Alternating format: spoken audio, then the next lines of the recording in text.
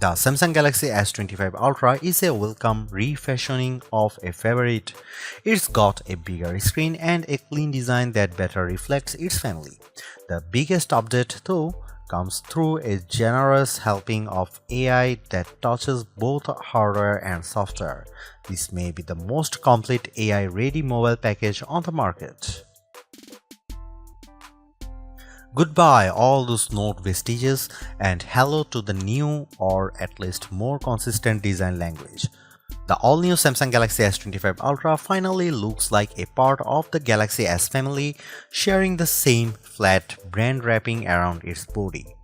For this latest flagship, Samsung has recast the Galaxy S25 Ultra in the image of its siblings while maintaining that ultra flare with premium materials, the largest screen, and yes, the integrated S Pen. Like the rest of the line, the Galaxy S25 Ultra now features Qualcomm's best mobile CPU, the 3nm Snapdragon 8 Gen L8 for Galaxy, which promises to be faster and more efficient than anything the Galaxy S line has run before. Samsung told us this is actually a custom version of the processor but didn't go into detail. While we have not yet had the time to benchmark the new phone, we'll be doing that for our full review. The company did note that the NPU could be 40% faster. The CPU is, as they measures it, 37% faster than the last Ultra, and the GPU is, they promise, 30% faster. Even ray tracing gets a boost, with Samsung's benchmarks finding it 40% better than the S24 Ultra's ray tracing capabilities. Put another way, this might be a very good gaming smartphone. The Samsung Galaxy S25 Ultra was unveiled at Galaxy Unpacked on January 22. It's available to pre-order now in a choice of 4 colors: titanium silver, titanium white silver, titanium grey, and titanium black. The phone ships in either 256GB, 512GB or 1TB storage configurations, and every variant comes with 12GB of RAM. The Galaxy S25 Ultra will begin shipping on February 7 for the following prices. The 256GB variant is $1,299, the 512GB variant is $1,419, and the 1TB version is $1,659.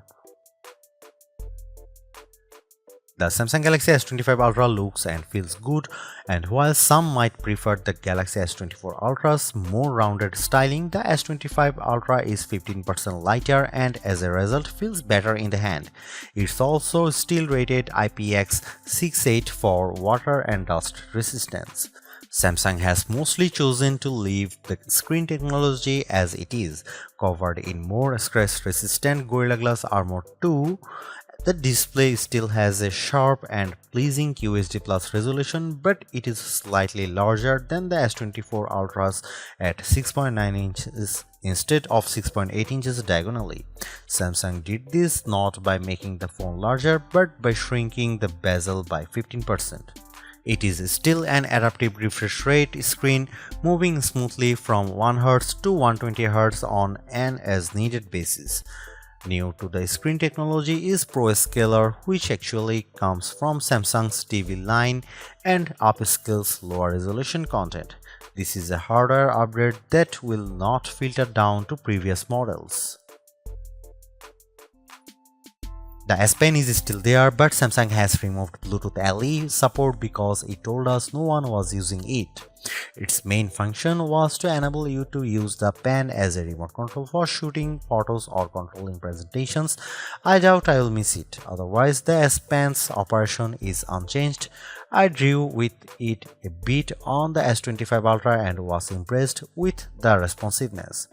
Finally, the good news is that Samsung Galaxy S25 Ultra costs the same as its predecessor, starting at $1,299 for 12GB of RAM and 256GB of storage. That's still a hefty price, but you should expect some early promotions to lower the pocket pain, and trade-in deals are typically excellent.